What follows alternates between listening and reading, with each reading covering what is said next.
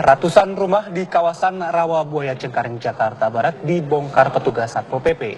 Lalu bagaimana kondisi terkini di lokasi saat ini? Rekan Lina Apratima akan mengabarkannya secara langsung. Ya Mina, apakah proses pembongkaran ini sudah dilakukan?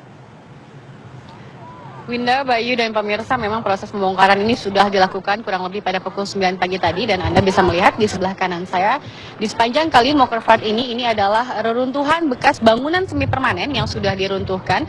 Dan memang tidak hanya itu, dikabarkan pula pada tadi saat terjadinya proses pembongkaran sempat juga terjadi bentrokan begitu antara warga dengan Satpol PP.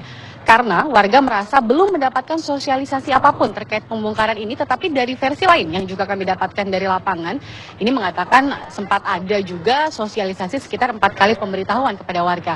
Untuk mengkonfirmasikan hal itu, kita langsung tanyakan di sini di sebelah saya warga yang juga menjadi korban dari bentrokan tadi pagi dengan Satpol PP dengan Bapak Dayat. Pak Dayat, sebelum kita berbicara mengenai pembongkaran ini, seperti apa sih Pak kronologi tadi pagi sampai terjadi bentrokan begitu?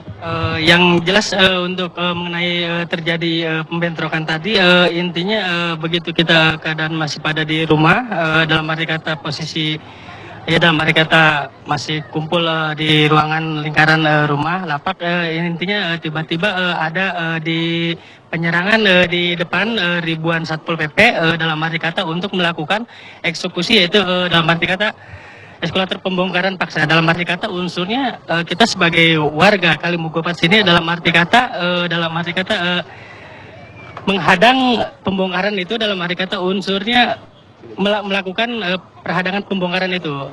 Memang sebagai warga Bapak tidak menerima sama sekali pemberitahuan atau sosialisasi tentang pembongkaran hari ini? Tidak ada, dan saya tidak mengerti dan mengetahui gitu. Sudah dalam artinya kapan dibongkar terjadi, dalam arti kata apa tujuan untuk ini saya kurang mengerti. Kemudian Pak, terkait dengan bangunan rumah di sini, sudah pernah memiliki sertifikat atau tanah ini sebenarnya tanah siapa? Dari Bapak pertama kali membangun rumah dan tinggal di sini? Kalau menurut warga sudah ada, dalam arti kata ada sertifikat tanah adat, Bu. Seperti ini sertifikatnya. Pemirsa, Anda mungkin bisa melihat ini merupakan salah satu contoh sertifikat yang dibawa warga, dan mereka mengatakan bahwa mereka sebenarnya mempunyai sertifikat ini, tetapi memang data-data dan sisanya terkait dengan keterangan hukumnya atau segala macam belum dikonfirmasikan baik oleh pihak Satpol PP maupun pihak lainnya terkait apakah memang ini merupakan sertifikat yang asli atau seperti apa. Kemudian kita kembali ke Pak Dayat. Pak Dayat, tadi kemudian kita mengetahui bahwa pembongkaran ini dilakukan cukup cepat begitu kan? Ada informasi lain tidak Pak? Ini akan berlangsung berapa lama? Apakah akan ada pembongkaran lagi atau seperti apa?